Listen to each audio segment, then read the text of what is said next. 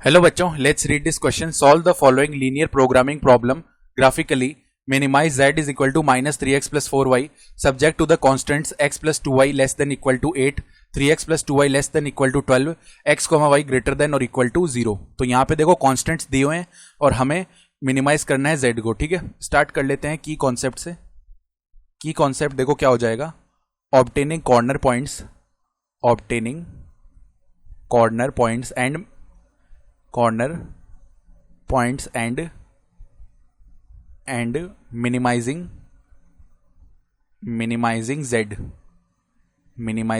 ठीक है, तो अब देखो क्या क्या कॉन्स्टेंट्स हमें दिए हुए हैं. x plus 2y less than equal to 8 है, उसके बाद 3x plus 2y less than equal to 12 है और x, y greater than equal to 0 है. तो एक बार के लिए जब ये हमें ग्राफ बनाना है उसके लिए हम लाइंस बना लेते हैं, यानी इनइक्वालिटी हटा के केवल x plus 2y is equal to 8 लिख लिया. इसी तरीके से 3x plus 2y is equal to 12 लिख लिया. तो अब हम इसको प्लॉट कर लेते हैं. मान लो ये हमारे पास में इस तरीके से y एक्सिस आने वाला है, ये हमारे पास में इस तरीके से ऐसे x एक्सिस आने वाला है. तो x, y greater than equal to 0, यानी हमें फर्स्ट क्वाड्रेंट में ही रहना है. ठीक है, अब x plus 2y is equal to 8 बनाए तो x जब 0 रखेंगे y का वैल्यू हमें 4 मिलेगा. तो 0,4 इस पे कोई पॉइंट लाई कर रहा होगा.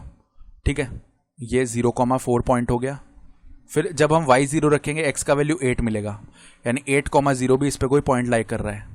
तो ये लाइन कुछ ऐसे बन जाएगी. इन दोनों पॉइंट्स को ज्वाइन करने पे ऐसे जाने वाली है लाइन हो जाएगी. कौन सी लाइन है ये? x plus 2y is equal to 8. उसी तरीके से दूसरी लाइन क्या है? 3x plus 2y is equal to 12. ठीक है, तो x जब 0 रखेंगे y का वैल्यू हमें 6 मिलेगा. तो 0,6 इस पे कोई पॉइंट लाई कर रहा होगा. और उसके बाद जब y को 0 रखेंगे तो x का वैल्यू हमें 4 मिल जाएगा. तो 4,0 भी इस पे कोई पॉइंट लाई कर रहा होगा. तो इन दोनों को ऐसे ज्वाइन करते हैं तो ये लाइन जो है कुछ इस तरीके से आ जाने वाली है.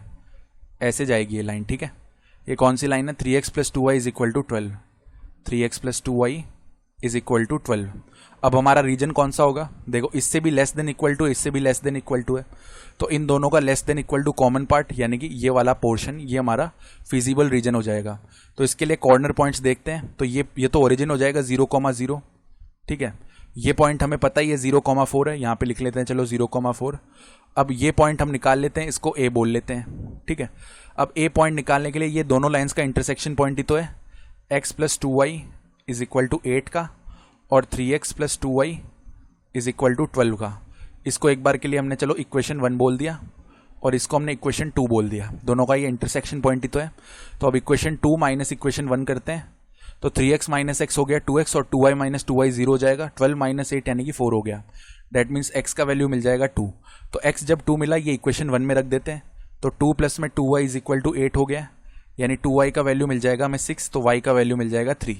तो 2,3 हो जाएगा ये पॉइंट.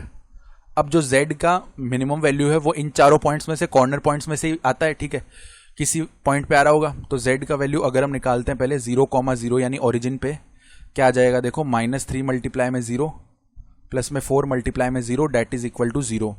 अब z का वैल्यू हम निकाल लेते हैं 4,0 पे, डैट इज -3 मल्टीप्लाई में 4 प्लस में 4 मल्टीप्लाई में 0 डैट इज इक्वल टू -12.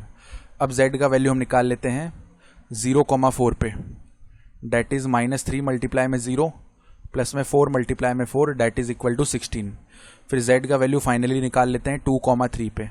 तो कितना आएगा? -3 मल्टीप्लाई में 2 प्लस में 4 मल्टीप्लाई में 3, ये बन जाएगा. That is equal to -6 plus में 4 मल्टीप्लाई 3 12, तो ये 6 हो जाएगा. अब इसमें से मिनिमम वैल्यू क्या है? माइनस का 12 है. तो z मिनिमम हम बोल सकते हैं z मिनिमम विल बी -12. तो ये हमारा रिक्वायर्ड आंसर आ जाएगा इस क्वेश्चन के लिए, -12. I hope you understood this explanation. Best of luck.